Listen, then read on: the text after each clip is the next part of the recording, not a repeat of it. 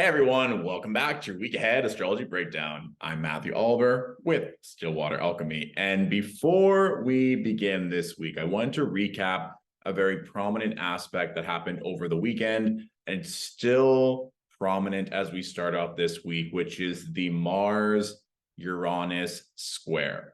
So I was seeing this a lot in clients and friends and people throughout Vancouver, and even myself. So remember, with Mars, it can represent a lot of things. Mars accelerates things. It can also represent things like cutting, separating, breaking up in terms of relationships or detaching from something. It can also be when in a tough aspect with Uranus, something unexpected. So an unexpected breakup or an unexpected like cut or separation or things that aren't working on the way that you maybe want them to.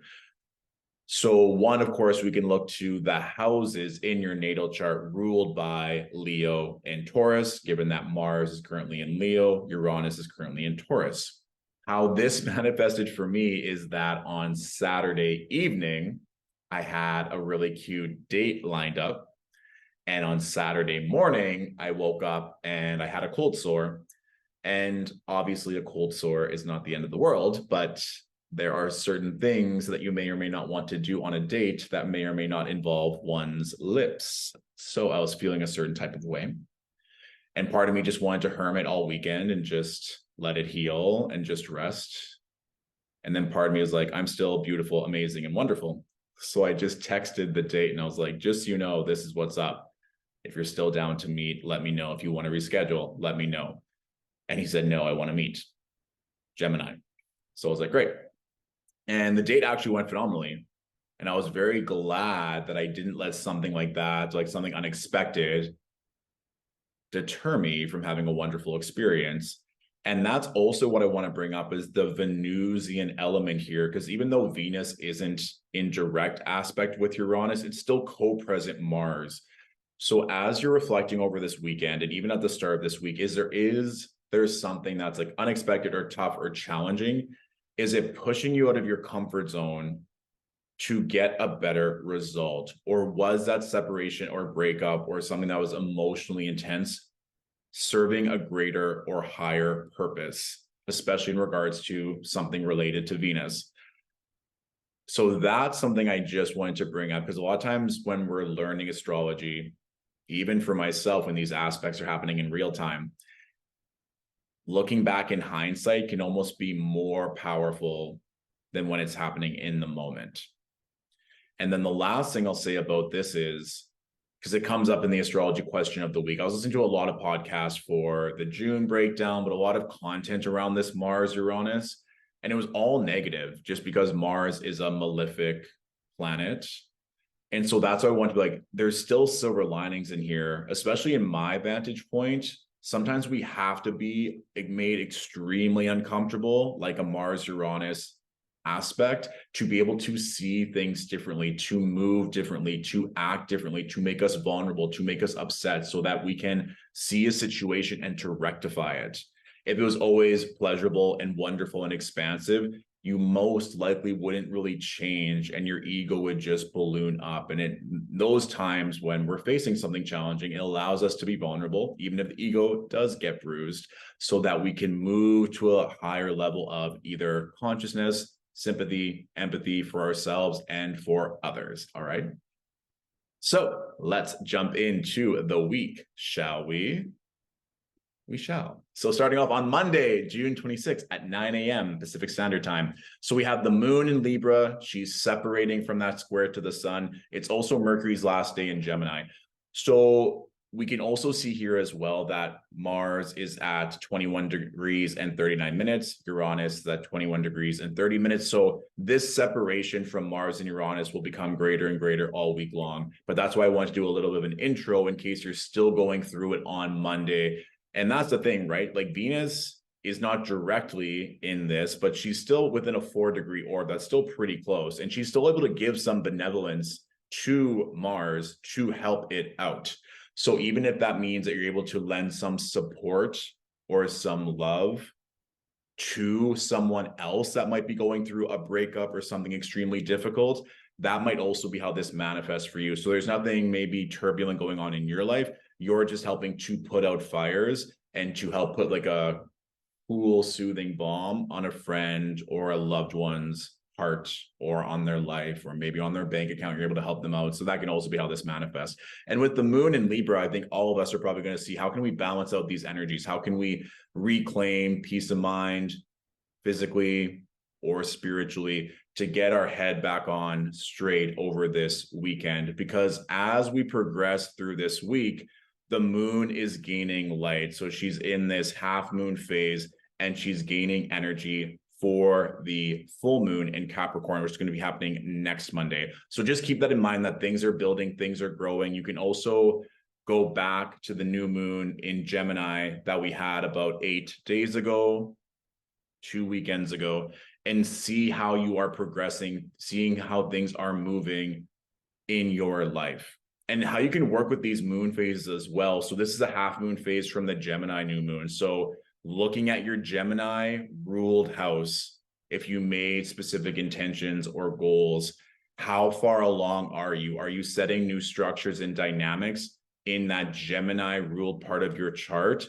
And how far along are you? And if you're not, this is where that action comes from whenever we have a half moon phase, is that square from the moon and the sun. Are we taking the initiative to grow, to recalibrate, to seek maybe justice, these moon in Libras, evaluating our relationships, which might also be this manifestation of Mars square Uranus, relationships to others, relationships to self, relationships to clients, relationships to family, and see how we can move more either balanced, clear, and just. So these are some things. Monday can be a very good either retrospective, contemplative day, or if you did that over the weekend, then you're just moving the pieces of your life in a certain type of way so that the week can unfold in your favor. Now, Tuesday, we have Mercury ingressing into Cancer. This will likely shift the collective, or from a macro perspective, on how we can nurture certain bonds or care for certain things, in terms of Mercury also relating to commerce and business.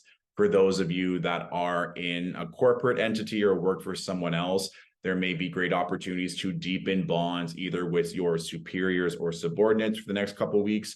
If you run your own business, this could be a really great time to show gratitude for either your employees, contractors, clients, or to offer services to go in deeper into an emotional space. Remember that Cancer is a cardinal water sign. So with cardinal water, it's initiating, it's starting relationships, practices, or energies that are going to allow us to feel something. So this is also for everyone. We can now look at the Cancer ruled part of our chart, because now Mercury and the Sun are present there. And there's going to be a Sun-Mercury kazimi later on this week. So there will be some nice blessings in that part of your chart. And we talked about this last week as well, how the sun is in aspect to Saturn. So there is going to be a level of commitment or discipline or groundedness or mastery that comes in this week as well. And you're probably going to feel that with this impending full moon in Capricorn. So if you want to know where maybe you're going to be more focused, more disciplined, want to put in a bit more mastery into your life, or with this upcoming full moon, then you can look at the houses in your natal chart ruled by Cancer and Pisces. And this can also be where you want to focus on emotional or relationship or grounding principles for how you wish to feel. Now, also on Tuesday, the moon is making really nice aspects to Venus and Mars. We have that sextile here. So this is quite nice in terms of something easy, fun, flirtatious. It could be a nice date night. It could be nice for promotions. It could be nice for email marketing. Whatever you're wanting to do, the moon in Libra wants to connect. It wants to be in relation to something. And also remember that Libra is the scales, which links to that commerce. So that's why I'm saying here, with Mercury ingressing into Cancer, there's likely to be new connections, new bonds, whether it's personally or professionally. So keep that in mind as you are progressing. This could also be a good day as well if you're wanting to submit yourself for a certain job or through like a creative project or a grant or to an agent. Tuesday would be a very, very strong day to do that, because now we see that Mercury is within a pretty close trine to Saturn. It's going to get closer and closer all week. So you might be thinking of starting a new relationship, whatever it may be, on Tuesday, and then that can happen later. Or if you really want to initiate that now, use this benevolence of the moon in Libra, sextile Venus and Mars, to submit and to do the things. It could also be like people around your neighborhood or your neighbors or loved ones are all just really nice and pleasant, and you're able to receive that deep emotional and social support that you want and need on Tuesday. Now, Wednesday we have a grand water trine between Moon in Scorpio, Mercury, the Sun in Cancer, and then Saturn in Pisces. So this also could be used in terms of connecting and bonding. The thing is, with Moon in Scorpio, she wants to go deep, intense, committed relationships. So that's why I said Tuesday with the moon in Libra, Libra also being cardinal air, Cancer being cardinal water, to initiate, like to apply for a job or connect. Because Wednesday, you're going to want to go all in, or you're not going to be satisfied with just maybe starting something. You want to deepen or develop. So this can also be a nice energy in terms of bonding with yourself, with a goal, with a dream, because there is this connection to Saturn, right? This can also be a time where if you're wanting to have a very honest and open conversation with someone, including yourself, if you want to journal out and just spend extra time, where you're going to be able to connect deeper with someone or something. So just keep that in mind. For those that work in healing modalities, there might be great opportunities to make huge breakthroughs on Wednesday. And also for those just in committed romantic relationships, this will be quite nice because we also see the moon making that opposition to Jupiter. So it could be by allowing yourself to be vulnerable and to go deeper, that there's going to be huge rewards at the end. So don't stave off if you're feeling a certain type of way. Allow yourself to be heard and allow yourself to feel what you wish to feel. If there's no opportunities for conversation or connection, just see where else in your life that you're seeking more depth or wishing to go deeper, or there might be something that you wish to alchemize or to transform in your life. And of course, looking at the houses ruled by Scorpio, Pisces, and Cancer will give more insight into what is likely to be either transformed or where there can be more energy alchemized in a certain part of your life. Is there anything else? Here's the thing. I wouldn't hold it's almost like the image I'm getting on Wednesday is a pot of water boiling and you have the lid on to make it boil faster. Let's say you want to put some rice or pasta in that pot of water. I wouldn't keep the lid on forever. Like once it starts boiling, take the lid off. So if you're feeling something so intense, don't just let it simmer in your body. You might feel like it's going to implode. Like either write it down, put it in an email, connect and talk with that person, tell them how you're feeling. I think that's going to go a really long way. And that might be difficult for some people, especially if you don't have a lot of water in your chart in terms of expressing yourself, expressing your emotions. But I guarantee you, if you can allow that outlet, and that might even just be allowing yourself to cry, so that there's some way for this water intensity to come through. I feel like this will also be good if you are a creative, like a songwriter, or just create art, or just creating anything through your emotions. That would be a very powerful channel to use on Wednesday. Also, Wednesday is Mercury's day, and Mercury is involved in this grand water trine. So use it to your advantage. Thursday. So Thursday is a bit more lively just because the moon is making that opposition to Uranus, and then the moon is making those applied squares to Venus and Mars. So that's what I was saying about Wednesday, like take the lid off the boiling pot of water. And also be aware too that depending on the situation that arose, you may be experiencing challenges, or some people might not want to go and do that intense, deep work with you. So let's say you express how you feel and you don't get the response that you wanted. That's okay, but don't allow a negative response or a response that you weren't anticipating derail you, or like if there is some kind of delay, right? We even just talked about how that Mars square Uranus was happening all weekend, which is likely to lead to some kind of better result. In general, when we are pushed out of our comfort zone, it allows us to reevaluate and see what we can do differently. Even here throughout the day, we're going to have that T square in a couple hours moving into Thursday. So everyone on Thursday, Moon opposing Uranus with Venus right in the middle. So if you want to see how you can mitigate this Moon Uranus, like an intense change in your emotions or a shift, and that doesn't need to be for a negative consequence. It could be a shift in your emotions that makes you feel a lot of different things in a positive manner, where you feel like you can take on the world, or you're feeling this intense love, because Venus is in the middle of this. So knowing where this Venus activation is going to be happening in this Leo ruled part of your chart will allow you insight how to handle this Moon Uranus opposition. Okay, so just keep that in mind. But also Thursday moving into Friday is very strong as well, because Thursday we're going to have the Moon also making that applied trine to Neptune. So that's what I'm saying. I'm not worried about this at all. I just think that an intense shift in our emotions, it could also be like a breakthrough in your emotions around Venus topics, whether that's love, beauty, creativity, pleasure, or being able to connect deeper. And this can also just be for everyone. This is going to be a big theme with Venus's retrograde, but how do you wish to be seen?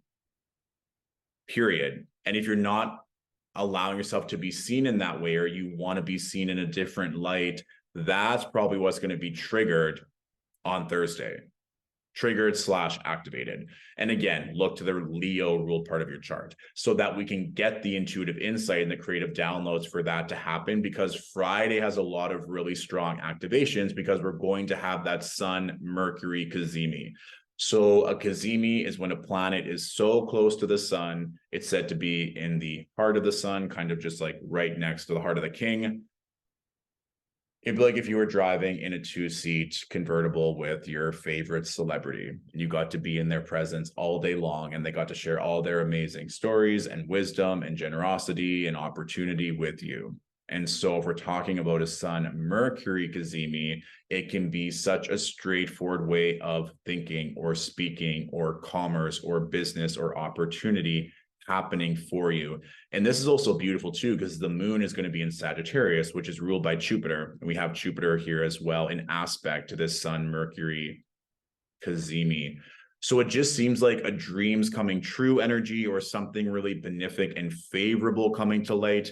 And that can also help you on Thursday if you're feeling a lot, that it's going to get significantly better on Friday. So don't freak out on Thursday if things are all over the map, because Friday is what is the result of being able to feel and to process all of that. It's going to be a really, really strong day.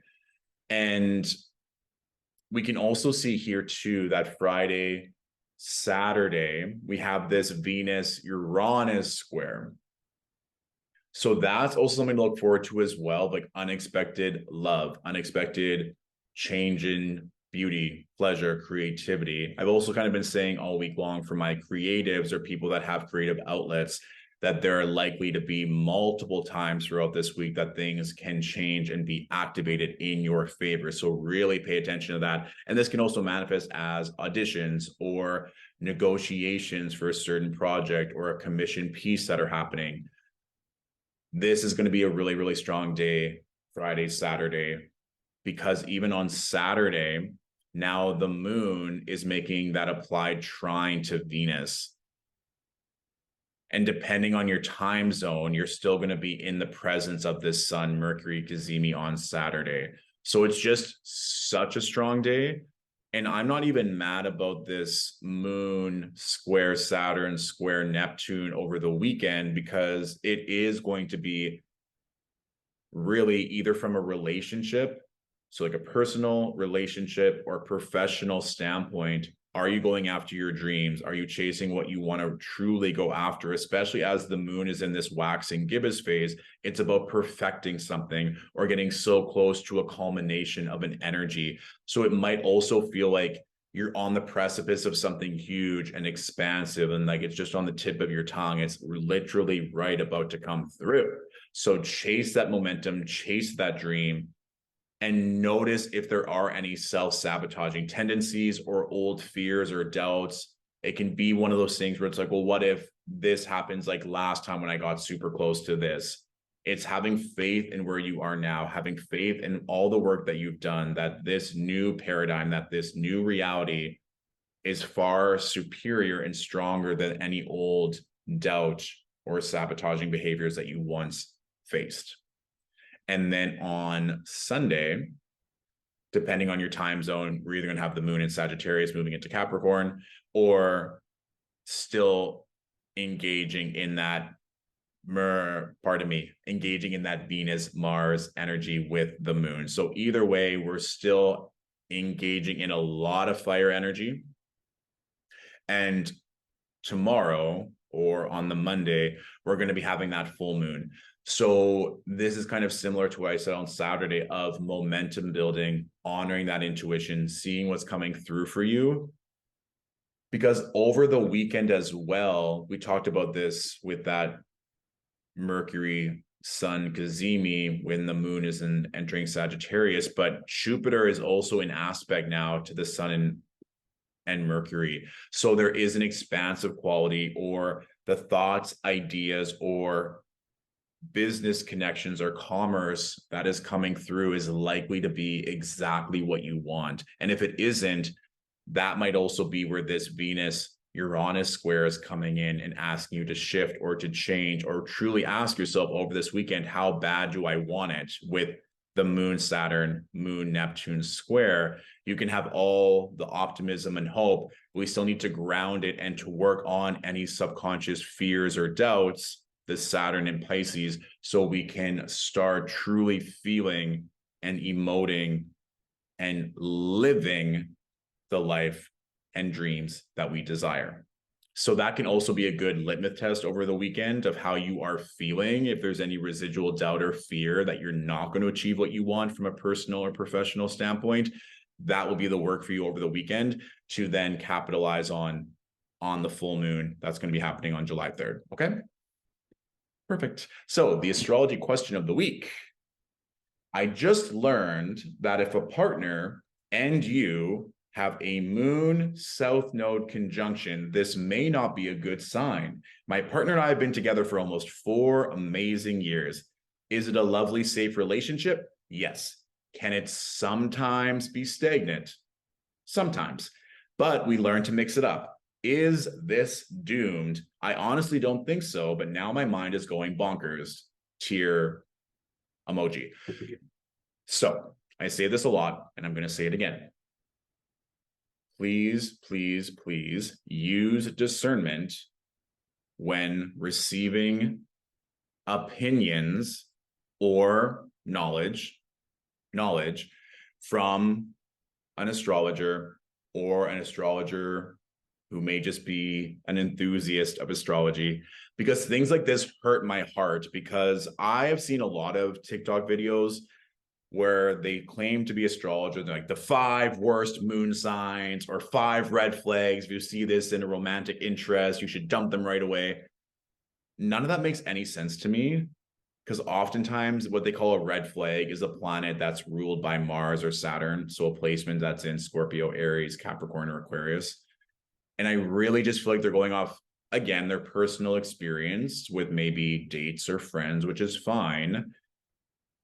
But there is a lot of emotional tact and technique that goes into consulting clients to help to hold space and to mitigate fears about certain things like this. So what this question is in reference to is synastry. So if one person has, let's say, their moon in Cancer, and then their partner has their south node in Cancer, is that bad?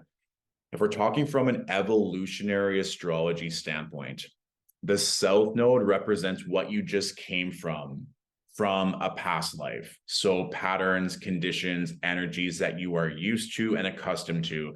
From a personalized natal chart, you can look to the sign and the house that was in, that would have been a prominent energy, your south node placement. your north node placement is where you are meant to grow and expand. This is also important because the nodes are about to shift in the middle of July from Taurus and Scorpio to Aries and Libra.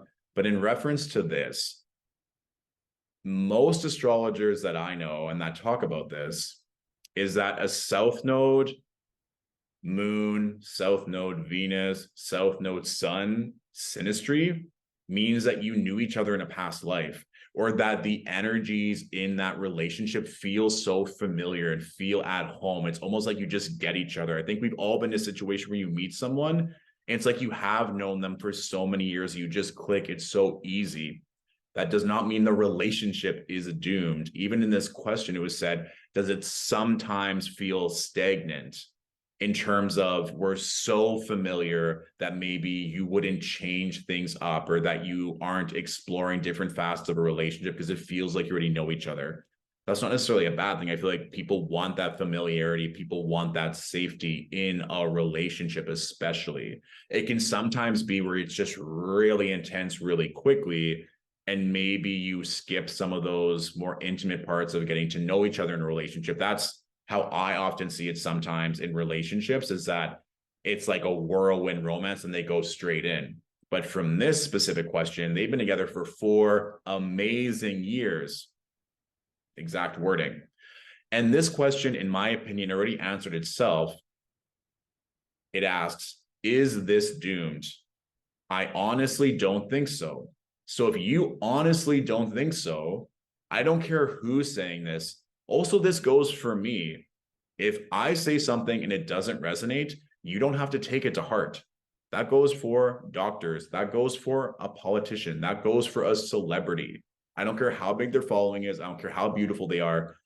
Your intuition is always going to keep you protected. This will also prevent you from being scammed or from being misled or manipulated, so that you are never in a position just to blindly trust someone because they're holding a camera in front of their face.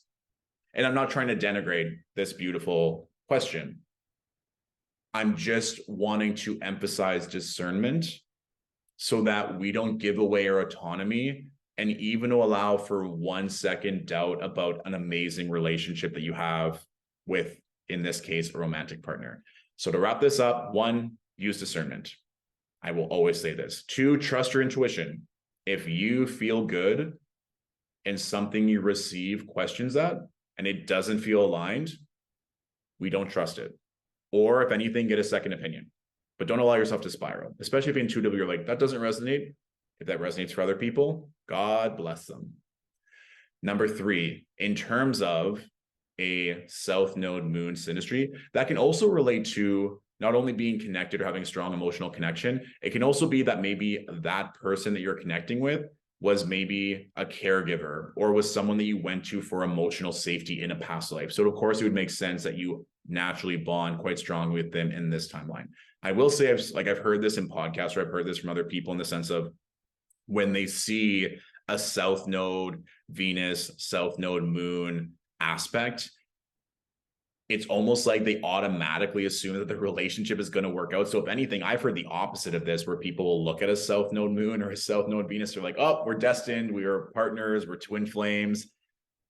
And they don't continually put in the work to harvest this relationship. So it can also manifest in that you're very comfortable with one another and that it's a very safe relationship, and that you are going to actively, like in any relationship, want to switch it up, want to continually challenge, grow, and expand with one another. It's like I just rewatched the second Sex and the City movie because I watched in just like that this week, and I had many feelings about those episodes, so that I wanted a palate cleanser with Kim Cattrall in it. So when I watched the second movie, it's just like Carrie self-sabotaging a little bit, complaining about Big, watching TV.